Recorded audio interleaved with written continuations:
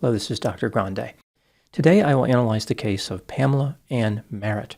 First I'll look at the background of this case, move to the timeline of the crime, then offer my analysis.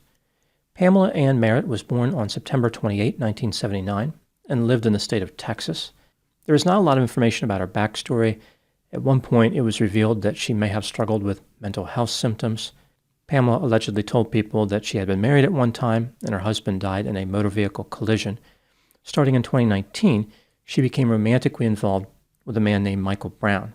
In the summer of 2020, Pamela and Michael moved into a first-floor rental unit of a house owned by a man named Colin Edward Kardashian.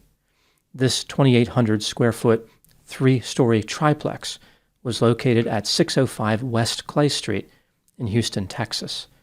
Colin, who had been born in 1942 in South Africa, had purchased the property in 2003 and lived in the third-floor unit. Now moving to the timeline of the crime. On February 20, 2021, Colin Kardashian was reported missing. 3 days later, on February 23, the police stopped by his triplex on West Clay Street and spoke to a tenant. He indicated that he could normally hear Colin moving around in the third-floor unit, but had not heard him since February 15. That same day, another tenant in the triplex called the police and said he encountered a strange woman in his unit when he returned home. This woman was Pamela Merritt. The man said that Pamela told him that Colin was dead, and she killed him. The police transported Pamela to a mental health facility for an evaluation. Nothing came of the allegation that Pamela had confessed to murder. Pamela returned to the triplex and continued living there with her boyfriend Michael. In July 2021, Pamela and her boyfriend rented out their first-floor unit to a woman named Tabitha Pope and her boyfriend, Will. Pamela and Michael told Tabitha that they were going to leave for a while. Upon their return, they intended to live in the second-floor unit. The rent for the first-floor unit would have been $750 a month, but Pamela made a deal with Tabitha. If Tabitha would clean out the second and third-floor units, she could live in the first-floor unit for $600 a month. Tabitha had a challenging existence which involved struggling to find suitable housing. She was happy to take the deal, especially because it did not involve a security deposit. Pamela explained to Tabitha that she didn't own the triplex. The landlord was a man named Colin. He lived in the third-floor unit, but left a couple of months ago without offering any explanation. So Colin just disappeared. This seems like a pretty unusual story, but Tabitha and Will decided to move in anyway. Pamela and Michael moved out. Tabitha believed they were probably staying in nearby hotels. In accordance with their deal to get the rent discount, Tabitha made her way to the second-floor unit and started cleaning.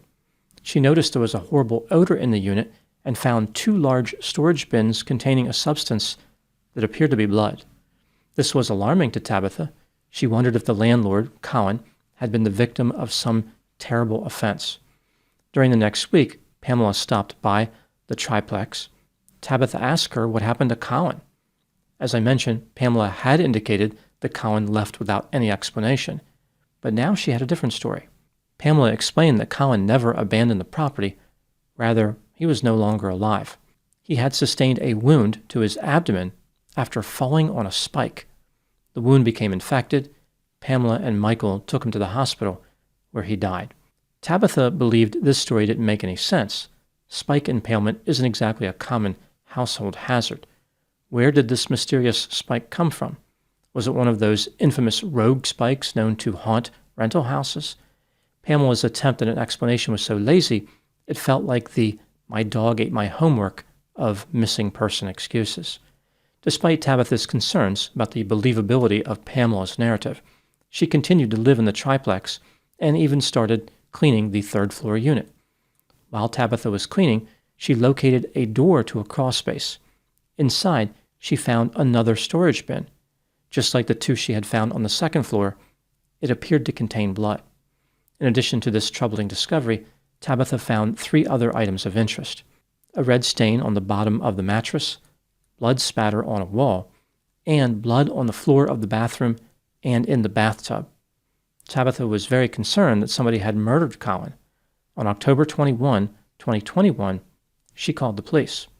As Tabitha was waiting for them to arrive, she found a bloody knife in the mailbox for the third-floor unit.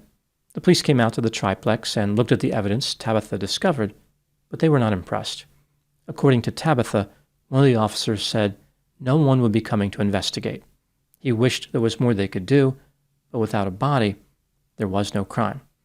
Tabitha remained convinced that Colin had met with foul play, but with the police refusing to help, there was nothing she could do. She continued to live in the house. In early November 2021, Pamela and her boyfriend Michael returned to the triplex and moved into the second-floor unit as planned. From her initial interactions with Pamela, Tabitha felt as though she was erratic, but now Pamela was even worse. Tabitha said that Pamela superglued the gear shift of Michael's Audi sedan, would occasionally scream at him, and told a neighbor that Tabitha was her daughter. Despite Pamela's bizarre behavior, Tabitha spent a lot of time talking with her. She was hoping that Pamela would slip up and say something about what happened to Colin. On December 1, 2021, Pamela shared disturbing news, but it was not about Colin. She informed Tabitha that the triplex had gone into foreclosure. This gave Tabitha an idea. One day later, on December 2, Tabitha lied to Pamela, saying that if Colin's body were to somehow show up, the foreclosure would be significantly delayed. They could stay in the house for much longer. This deception appeared to have an impact on Pamela. 2 days later, on December 4, Pamela and Michael gave Tabitha a ride to a grocery store. Tabitha could hear them talking in the front of the vehicle, saying something about a dead dog under the staircase at the back of the house. On the next day, December 5, Tabitha inquired about the dead dog. Pamela asked Tabitha if she wanted to see it and led her to the outside staircase in the back of the house. This connected the patio to the second-floor unit. Pamela pointed at the ground under the stairs and said, "There it is," before walking away. Tabitha could see a body under the stairs. She asked Pamela's boyfriend Michael to take a look. He thought the body belonged to a dog, but agreed with Tabitha that they should call the police just in case it was a human body. Michael requested that Tabitha wait a bit before calling so he and Pamela could leave the triplex. A few hours later, Tabitha checked in on Pamela and Michael. They were painting over blood on the walls and on the door in their second-floor unit. Tabitha asked if they were ready to go. Michael responded that they would need another 30 minutes. Eager to notify the police, Tabitha walked a half hour to a police station. The officer behind the desk told her that these types of reports had to be made over the phone. Tabitha showed the officer images of the body, but he repeated his claim that Tabitha needed to call the complaint in. He gave her a non-emergency number, and Tabitha returned to the triplex on West Clay Street. On the next day, December 6, 2021, Tabitha called the non-emergency number, but was placed on hold. An hour later, she disconnected the call and called for a second time, but was once again placed on hold. At around noon, Tabitha noticed a police cruiser driving by and chased after it on foot. When the officer rolled down his window, Tabitha said, "I think there's a dead body in my backyard." The officer responded, "You need to call it in." Tabitha walked back to the house to find Pamela and Michael sitting on the front porch. She told Michael she was going to call the police right now. Less than an hour later, Pamela and Michael left. Tabitha called the police and reported that she had found a body under the external staircase. They arrived at about 11:30 p.m. and started their investigation. On the next day, December 7, Pamela and her boyfriend Michael were interviewed by the police. Pamela stayed with the story that the body under the staircase belonged to a dog. She explained the blood found in the house by saying it was from rotten meat, which had been cleaned out of the refrigerator. As far as the whereabouts of Colin, the landlord, Pamela said he fell on a sharp object in February and was taken to the hospital. He told her to take care of the house. Pamela believed that Colin had faked his own death to commit fraud and was probably living in Africa. Despite all the evidence of wrongdoing, the police did not appear to move the case forward. Everybody continued to live in the triplex as usual. A month after the discovery of the body, Tabitha asked her boyfriend Will to leave because he was allegedly using substances. In February 2022, Tabitha moved into the third-floor unit of the house. She had the permission of the police. They told her it was not an active crime scene.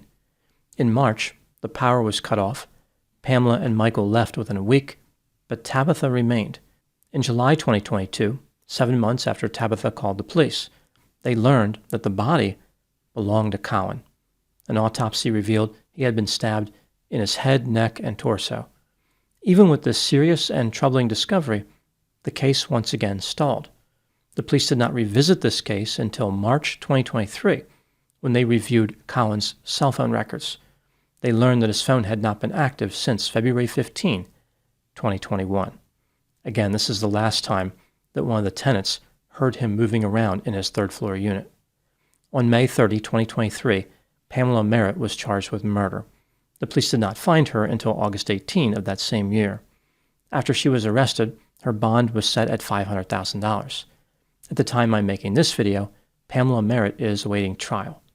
Amazingly, Tabitha Pope continued to live in the triplex after Pamela's arrest. She did not move out until September 2023. Tabitha ended up living in a van which was parked on property owned by friends. Her long-term plan was to collect pallets, use them to build a tiny house on a trailer, then tow the trailer to some other location. Tabitha did not know where she was going to go. Now moving to my analysis. This case has led to some controversy. People wonder why Pamela allegedly committed murder, and they question the dedication of the Houston Police Department. Why did it take them so long to make an arrest? How many times did they need to be told that a murder may have occurred? What do I think happened in this case? This is just a theory, my opinion. Pamela Merritt had mental health symptoms which interfered with her functioning. In addition, she appeared to be angry, erratic, violent, manipulative, impulsive, irresponsible, cold, callous, and opportunistic. For some reason, Pamela stabbed her landlord, Colin, to death. Perhaps she was trying to steal from him. Maybe he was going to kick her out of the triplex. There are many possible motives. After the murder, she buried his body under the outside staircase behind the house. Pamela did not care about escaping responsibility. She even confessed to another tenant. The apathy and laziness of the Houston Police Department allowed Pamela to continue operating as if nothing happened. The police had many reasons to believe Colin may have been harmed. For example, Colin was reported missing. His Yorkie had been abandoned. One of his tenants said that Pamela confessed to killing him, and Colin left behind documents related to his recently obtained U.S. citizenship. None of this mattered to the police. They simply did not want to get involved. Murder investigations are a lot of work. The best way to avoid this work is not starting one to begin with. Realizing that her arrest was unlikely, Pamela decided to make some extra money by renting a house that she did not even own, a house which contained evidence of her homicidal behavior. Essentially, she sold tickets to a crime scene. Pamela was a pioneer in the little-known industry of providing murder-adjacent housing. As if this wasn't bold enough, Pamela sent Tabitha to clean up the crime scene. It didn't take long for Tabitha to find evidence of wrongdoing and call the police.